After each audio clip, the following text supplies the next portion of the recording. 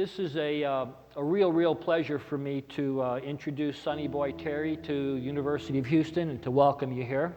Thank you. How y'all doing? How's it going? Hope you like the blues. Sonny Boy and I go back to about, 1993 or so, Yes, right? sir. Yeah. Right at the beginning of what we know of, we'll talk about this a little bit later maybe, the Houston Blues Society. And Sonny Boy is clearly the acknowledged, most famous harmonica player in the Houston area. He's been in Houston 30 years? 25. Got here in 1981. That's great. And he plays harmonica, blues harmonica, roots music, and he's been starting to play some guitar and to mix his instruments. And he's a constantly evolving musician, and it's always great to be around him and listen to his music. When I first met Sonny Boy, it was great for me because I got to learn a lot about the local music scene, in particular the local blues scene, because Sonny Boy has played with just about all the big name blues performers in Houston, Joe Guitar Hughes and Jerry Lightfoot, Johnny Clyde Copeland, Grady Gaines, and plays all over town, all over the region, all over the world, in fact. You've been on several European tours. A little bit, yeah. Yeah.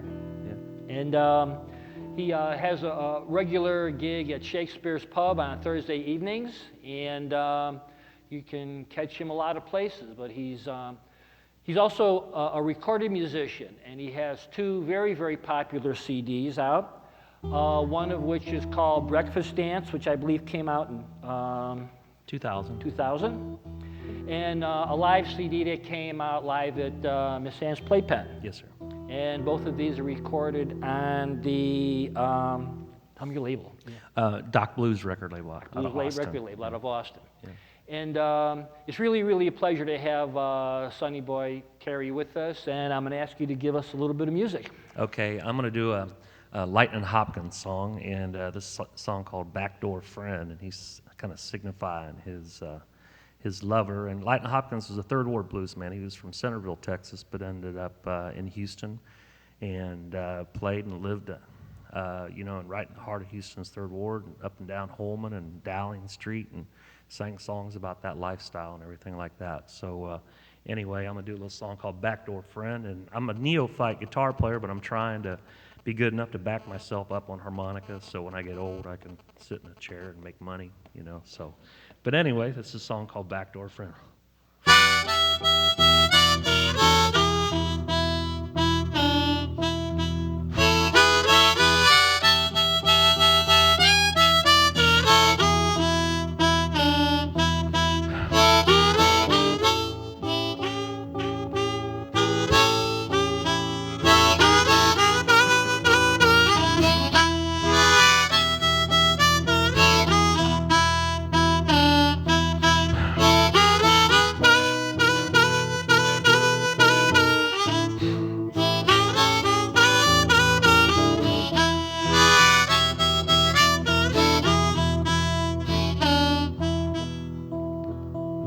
What you gonna do about a woman?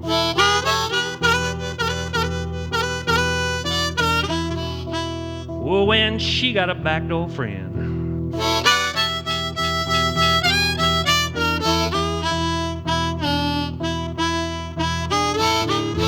What you gonna do about a woman? Well, when she got herself a backdoor friend.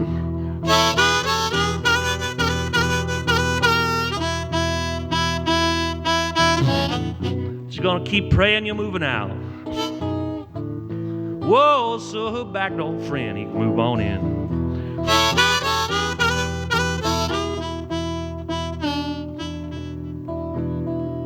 Bought her a diamond ring, hoping things would change. Got home early one day, she's doing that same old thing. What you gonna do about a woman?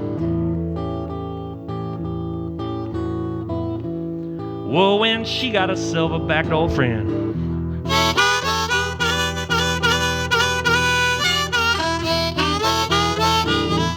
She keep on praying you're moving out. Whoa, so her backdoor friend and move on in.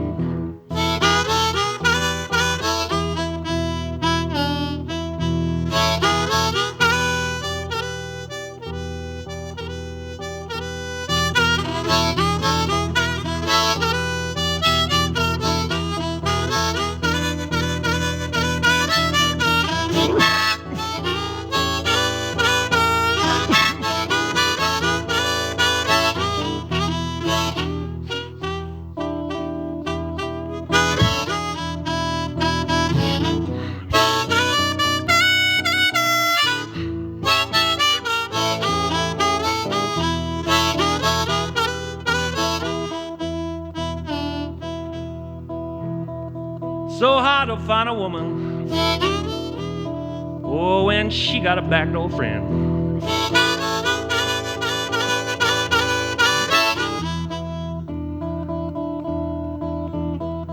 So hard to love a woman,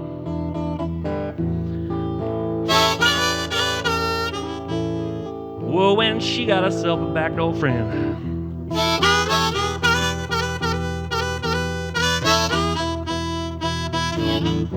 She keep on praying you're moving out. Whoa, so her backdoor friend, he move on in.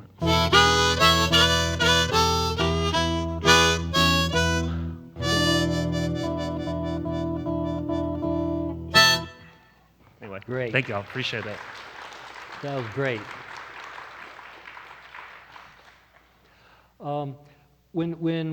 When people think about the blues, I think we ordinarily think about different regions, different locations that have different styles, like Chicago blues and Memphis blues. And I'm wondering if you can tell us a little bit, maybe play a little bit for us, what makes something distinctive like the Gulf Coast blues. It's kind of a little bit harder to define. I think that you can look at, like, say, Delta blues, and you associate Delta blues with the troubadour and the slide, guitar, the resonator type guitar, and Robert Johnson, Mississippi, Fred McDowell, Muddy Waters, people like that. And so you can kind of, that's pretty clear. And I think when you look at, like, say, Piedmont, the North Carolina blues, you can listen to Blind Boy Fuller or Josh White, Sonny Terry, Brian McGee, and get an idea of what they do, because they do more of it's a little cleaner, flat picking kind of, they pick a lot, thumb pick and finger pick a lot on their guitar.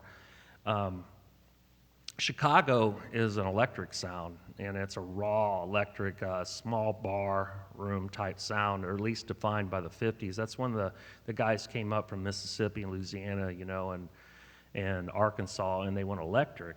And so they basically took Delta blues and started playing through amps and amplifying their harmonica and stuff like that. So they got that real raw, bawdry, it's kind of country blues, one electric type sound, so they could compete in an urban area, and it was a totally innovative thing.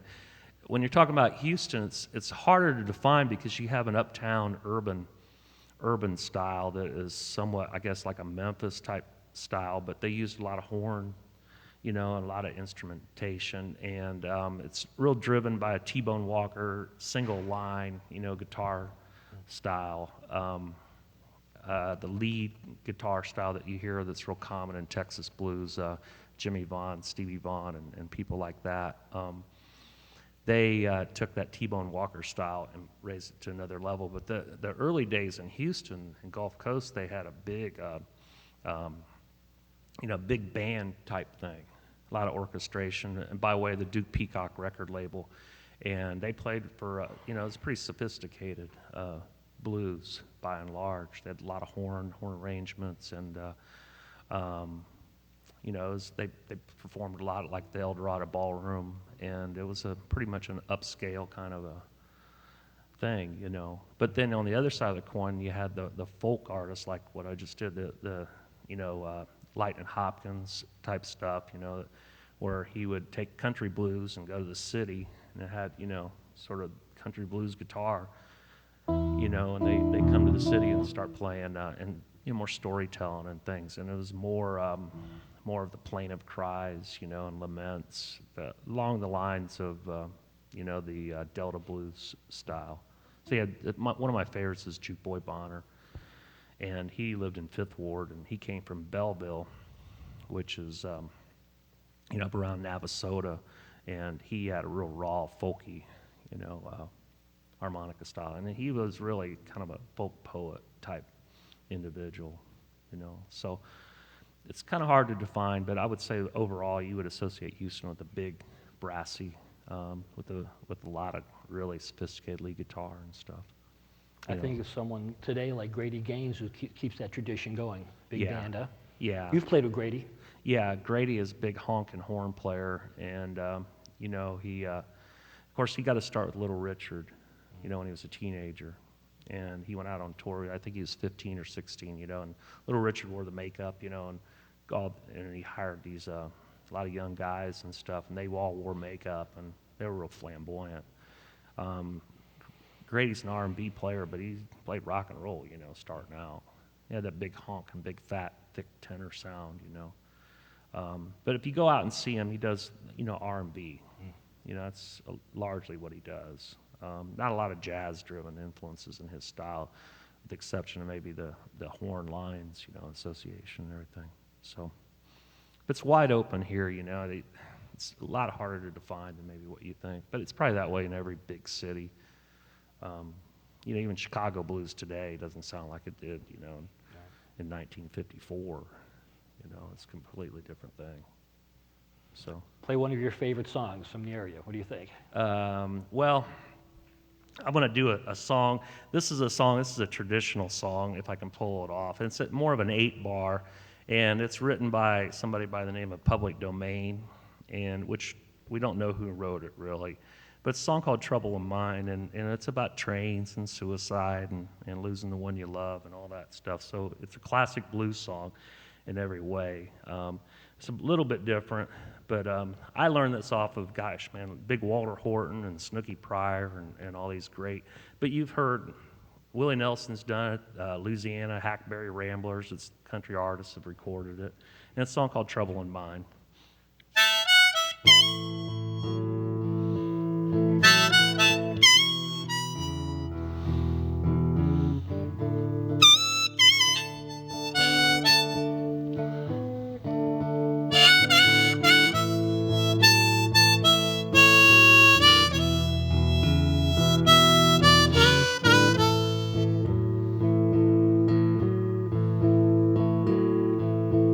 Trouble in mind, I'm blue, but I won't be blue always. That sun gonna shine in my back door someday.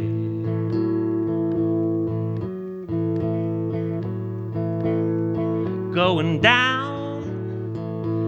on a bayou, gonna bring me my rocking chair.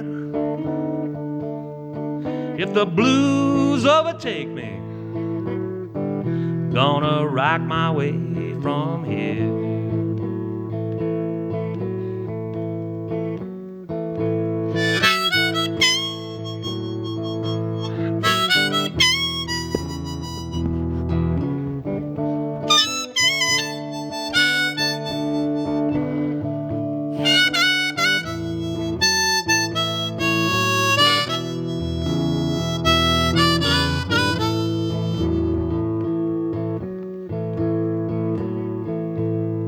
Gonna lay my head down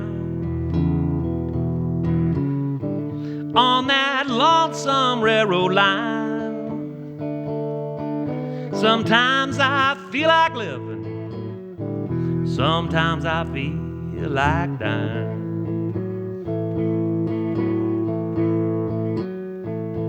Trouble in mind, I'm blue, but I won't be blue always. That sun gonna shine in my back door someday.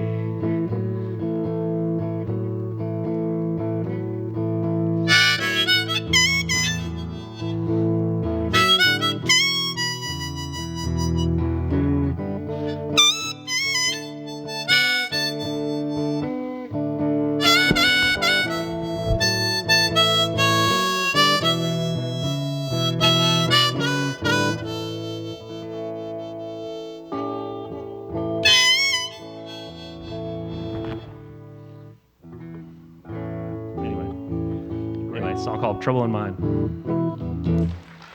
Great song. You grew up in Ohio, right? Yes, yeah. Small town? Real small town, town of 11,000, and it's the county seat, and it's farm and factory. Yeah, real blue collar upbringing. Kind of lived on the edge of town, the other side of the tracks. You know, my father was a meat cutter, union meat cutter for A&P Groceries. And my mom was a bookkeeper at a fertilizer plant. So yeah, pretty basic upbringing. Yeah. Yep. Why the blues? What's the attraction for a teenager growing up in the Middle West like that? What's the attraction for blues? Well, for me, it was by way of harmonica. I got into harmonica. I wanted to jam with my friends, and they played rock and roll guitars and stuff, and I wanted to hang out in folk guitars and whatnot. And I was a big music lover. So I picked up harmonica, and by way of harmonica, I got into blues because that's where all the good harmonica stuff is. And once I found that, I just got totally absorbed because it allowed me to become a better player. And it was just such a fascinating, interesting music and the characters and the